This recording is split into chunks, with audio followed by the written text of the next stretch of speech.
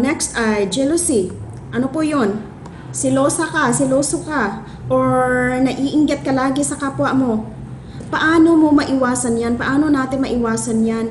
Kasi talagang ito, fear and yung takot at pagdududa, yung ma-discourage ka ng kapwa mo or yung pinapasunod mo yung isip mo sa mga negatibo na marinig mo sa ibang tao at silosa ka, siloso ka or naiinggit ka lagi sa kapwa mo, talagang ito ang magda-down sa iyo para ma-failed ka talaga. So para maiwasan ito, like sa silosa ka, siloso ka or naiinggit ka lagi, ano yung dapat mong gawin para maiwasan talaga yan? Leaders,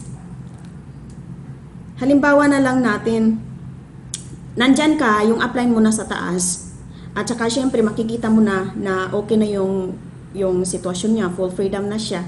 Ikaw, nagtitiis dyan, yung parang feeling mo na naghihirap ka dyan, tapos siya doon nagpakasaya, yung parang iniisip mo na ganyan. 'Di ba?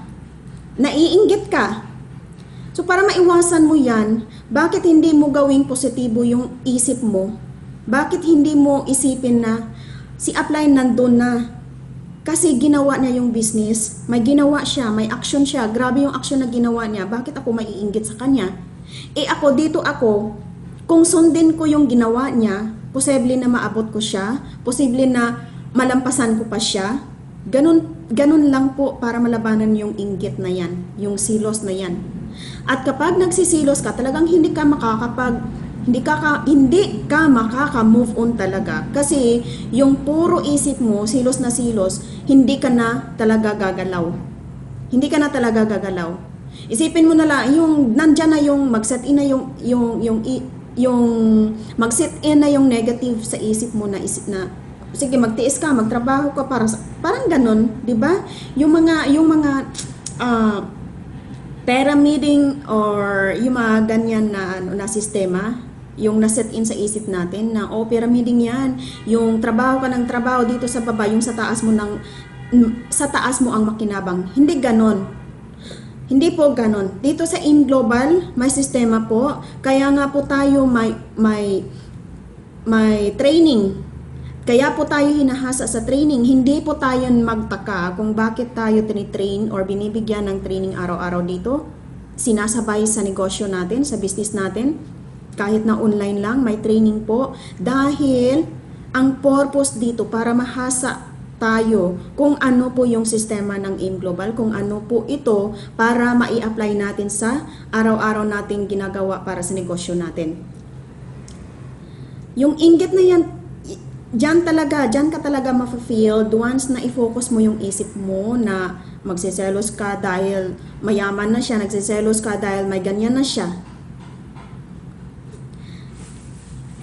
Ikaw ang makakalaban sa mga negatibo, hindi yung ibang tao. Next, dishonest. Yung dishonest, yung sinungaling ka. Mayroon bang ganon?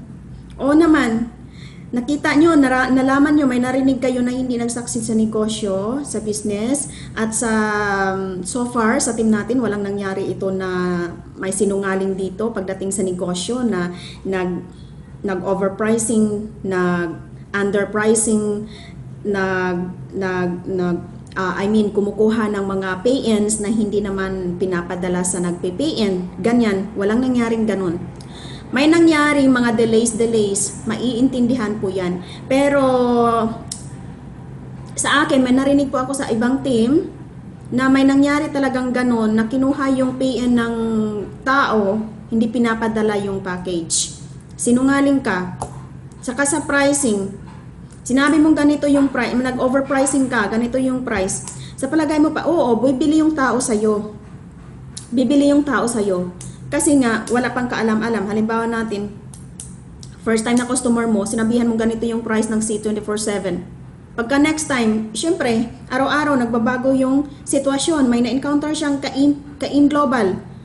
At nalaman niya yung mga pricing ng InGlobal. Sa palagay mo ba, maniniwala na siya next time sa'yo? Hindi na po.